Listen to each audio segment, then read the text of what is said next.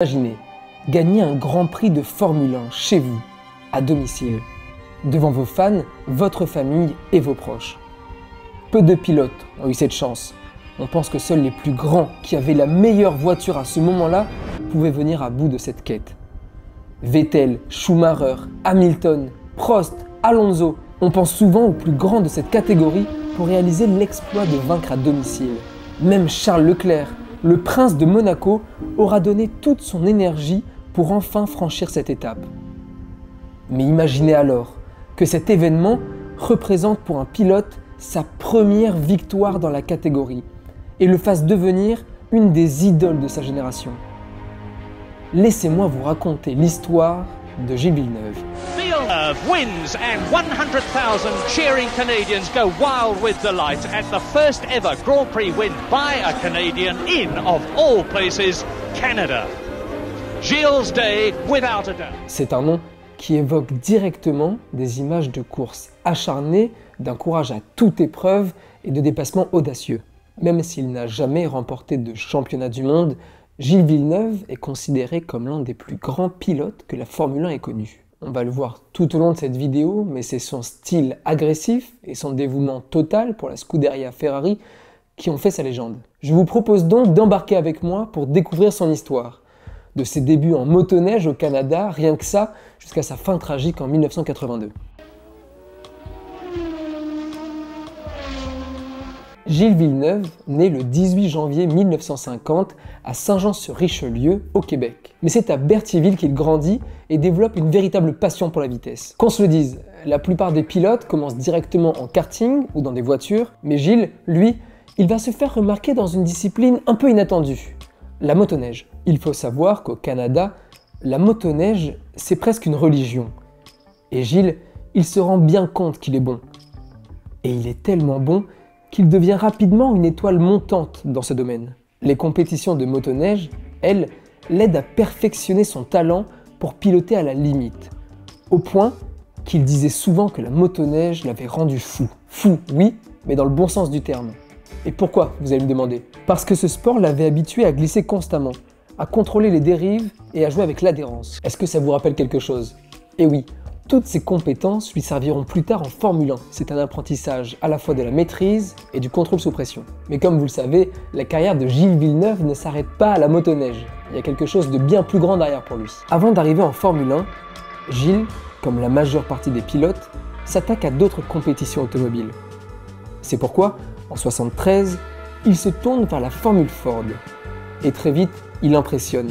Sa vitesse et son instinct de pilote se distinguent immédiatement. On se rend bien compte que Gilles, il a peur de rien et il attaque chaque virage à fond. Notre Gilles, il va pas rester très longtemps en Formule Ford. Un an à peine après son arrivée, il entame déjà un nouveau défi. Et ce nouveau défi, c'est la Formule Atlantique. La Formule Atlantique, c'est une catégorie nord-américaine réputée pour révéler de nouveaux talents. Entre 1974 et 1976, Gilles, il ne se contente pas de participer, il domine. Et il domine tellement qu'en 1976, il remporte les championnats Formula Atlantique USA et Canada, écrasant tous ses adversaires. À ce moment-là, son nom commence déjà à faire le tour du monde dans le sport automobile. Mais pourtant, à ce stade, la Formule 1 semble encore être un rêve lointain pour lui. Mais c'est justement ce rêve qui va bientôt devenir réalité. Et quand je dis bientôt, c'est même pas un an après. C'est en 1977 que Gilles Villeneuve va intégrer le monde de la F1. Et pour sa première saison, il ne roule pas dans n'importe quelle voiture. Il est au volant d'une McLaren M23, celle qui a fait gagner l'année précédente James Hunt. Et pour couronner le tout, il prend le départ d'un des circuits les plus mythiques de la Formule 1, le Grand Prix de Grande-Bretagne à Silverstone. Un premier GP pour un pilote encore inconnu du grand public, il faut se rendre compte, mais c'est un moment clé. Et McLaren, eux, ce qu'ils veulent, ce sont des victoires. Et un rookie ne va pas rester longtemps sans ramener de résultats. Et vous allez me demander, combien de courses il lui a fallu pour faire ses preuves? 3, 4, une course. Oui, vous avez bien entendu. Il lui a suffi d'une course pour mettre d'accord tous les observateurs. Son manque d'expérience, c'est pas un problème pour Gilles. Il affiche un talent naturel et un pilotage décomplexé. Et il ne tape pas dans l'œil de n'importe qui. C'est sa capacité à pousser la voiture à sa limite qui lui attire l'attention, dit le commendateur, Enzo Ferrari. Et Enzo Ferrari, lorsqu'il voit un talent, il ne laisse pas passer l'occasion. Et après une seule course avec McLaren, Ferrari lui offre un baquet pour les dernières courses de la saison 77. Déjà à l'époque, même les pilotes expérimentés se battent pour les faveurs de l'écurie rouge. Et pour inaugurer son arrivée dans la Scuderia, rien de mieux que le Grand Prix du Canada qui se déroule sur ses terres à Montréal. Bien que ses premiers résultats soient mitigés, notamment avec un accident au Grand Prix du Japon à Fuji, il faut le dire, Villeneuve, ça reste un rookie. Mais Ferrari ne lâche rien et reste convaincu d'avoir la nouvelle étoile montante. Est-ce qu'ils ont bien fait? Bien sûr que oui. À partir de la saison 78, Gilles Villeneuve devient une figure incontournable de la Scuderia, et donc par extension, du monde de la Formule 1. Pour les tifosi, les fans de Ferrari, Gilles incarne l'esprit de la Scuderia, avec son pilotage agressif, son charisme et son dévouement total pour l'équipe. Il faut le dire, c'est pas facile de rentrer dans le cœur des tifosi. Mais Gilles, ce n'est pas seulement un pilote talentueux, c'est un guerrier sur la piste, prêt à tout donner, quelle que soit la voiture qu'il pilote. Fixer des objectifs en termes d'années? Non, pas vraiment en termes d'années. C'est trop relatif au moment, à la voiture, un peu à la chance, malgré que tu fais beaucoup ta chance, mais c'est trop relatif. Donc moi, je pense que, personnellement, je pense que je vais être bon jusqu'à l'âge de 40 ans. Mon épouse espère bien que je vais être moins bon dans l'âge de 32-33 ans, de façon que je me retire. Alors, en regardant ça comme ça, j'ai 15 ans avant de moi. La saison 78, c'est celle de l'apprentissage pour Villeneuve.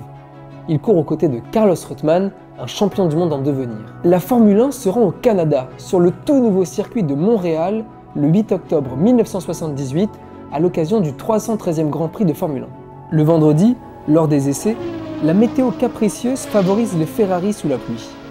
Mais le samedi, en conditions sèches, Jean-Pierre Jarier décroche la pole position sur sa Lotus, devant Jody Scheckter et Gilles Villeneuve.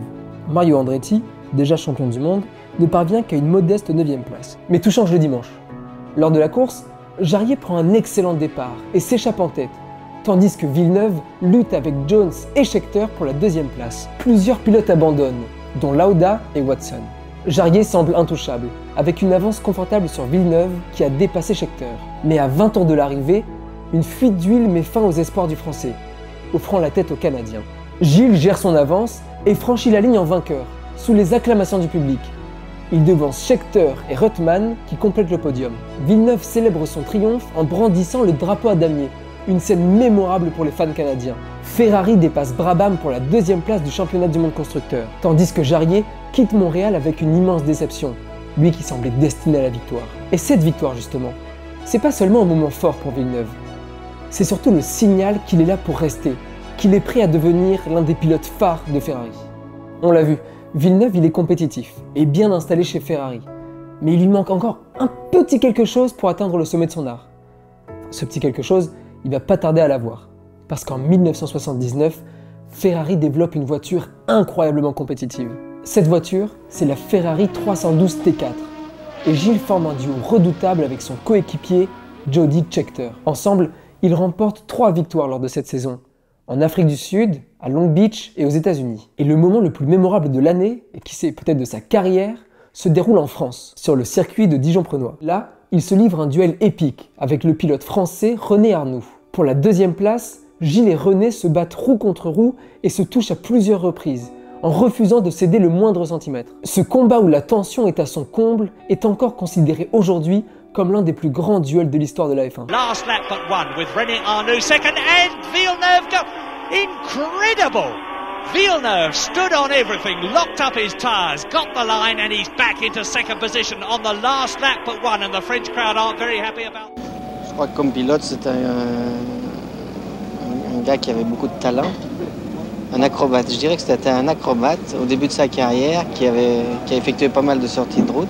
Et après, c'était un acrobate qui restait sur la route. Mais malgré ses efforts, c'est Jody Scheckter qui remporte le championnat du monde cette année-là. Gilles, lui, termine 2e au classement général.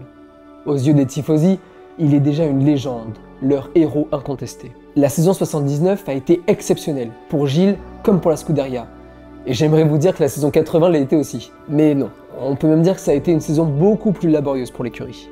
En fait, l'année 1980, c'est une véritable catastrophe pour Ferrari. Leur nouvelle voiture, la Ferrari 312 T5, est lente et peu fiable. Même avec tout son talent, Gilles ne peut rien faire pour redresser la situation.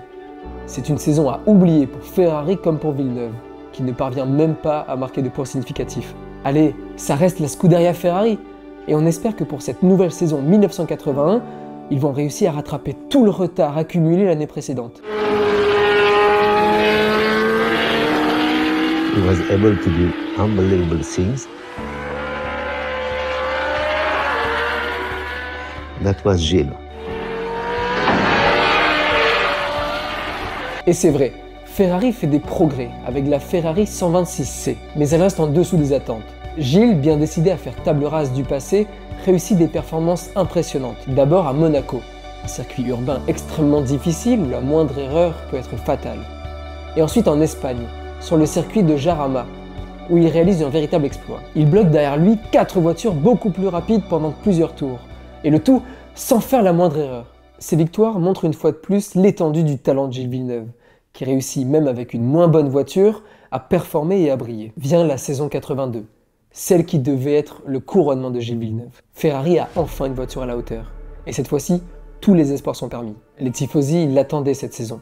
Malheureusement, elle va être marquée par des tensions internes et un accident tragique. Lors du Grand Prix de Saint-Marin, une trahison se produit. Villeneuve, en tête de la course, se voit dépassé par son coéquipier Didier Pironi, alors qu'un accord avait été établi entre les deux hommes pour maintenir leur position. Pour Gilles, c'est un coup de poignard dans le dos. Il est furieux, au point qu'il jure de ne plus jamais parler à Pironi. C'est le début de ce qui aurait dû être une intense rivalité.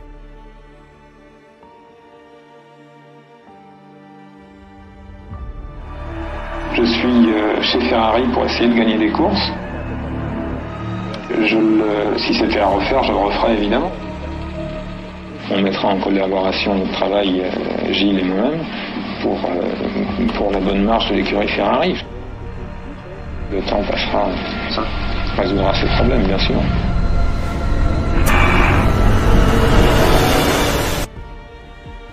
Deux semaines plus tard, lors des qualifications pour le Grand Prix de Belgique à Zolder, Gilles cherche à tout prix à battre le temps de Pironi. Déterminé à se venger, il attaque chaque tour comme à son habitude, avec une intensité maximale.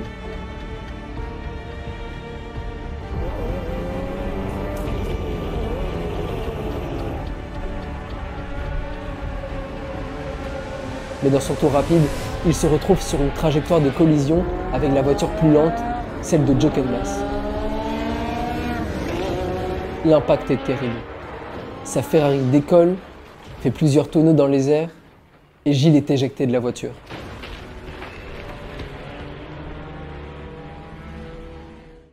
Malheureusement, cette fois-ci, et comme trop souvent dans l'histoire de la Formule 1, un crash ne pardonne pas. Villeneuve succombe de ses blessures quelques semaines après et à seulement 32 ans. Sa mort choque le monde entier et laisse un vide immense dans le cœur des fans de la Scuderia Ferrari et du monde de la F1. Et comment ne pas parler de sa famille endeuillée? Il laisse derrière lui sa femme, sa fille et son fils, Jack, alors seulement âgé de 11 ans. Ce même fils qui réussira à accomplir ce que son père n'aura jamais eu le temps de faire, hisser le nom des Villeneuve parmi les champions du monde de Formule 1. Gilles Villeneuve, c'est un nom qui résonne encore aujourd'hui, des décennies après sa disparition en 1982. Si vous connaissez un peu l'histoire de la F1, vous savez que Gilles Villeneuve n'a gagné que 6 grands prix dans sa carrière. C'est un chiffre qui est bien loin de ceux des grands champions, et notamment des champions du monde. Mais pour comprendre pourquoi il est aussi respecté et aimé, il faut aller au-delà des statistiques. Villeneuve, c'était plus qu'un simple pilote. Il était une force brute, un homme qui incarnait la passion pure pour le sport automobile. Il avait un style inimitable, flirtant toujours à la limite entre l'adhérence et la sécurité. Quand il prenait le volant, c'était pour tout donner, comme si chaque tour était le dernier. C'était certainement le pilote le plus motivé de tous, en dehors du circuit et dans sa voiture. Merci à tous d'être restés jusqu'au bout. N'hésitez pas à nous faire vos retours en commentaire sur cette vidéo ou à nous raconter des anecdotes sur l'histoire de Gilles Villeneuve. Ça coûte rien, ça nous intéresse et c'est vraiment la meilleure manière de faire vivre la chaîne. Pour la prochaine vidéo, je vous laisse le choix, soit Fernando Alonso et son histoire, ou bien les 5 pires circuits de la F1. À vous de me dire dans les commentaires et on se retrouve bientôt. Salut, c'est Outlap. Tout le monde le savait, qu'il se battait jusqu'à la dernière limite, mais toujours dans les limites de la sécurité vis-à-vis des autres. Jamais il n'a fait des... En tout cas, j'en ai jamais entendu parler, moi j'ai jamais vu faire, jamais Gilles n'a fait des manœuvres qui aient pu être dangereuses pour un autre pilote ou pour lui-même. Est-ce que la mort de Patterson vous a fait penser un peu au risque que vous couriez, vous? Est-ce que vous pensez à la mort? Non, je pense absolument pas à ça.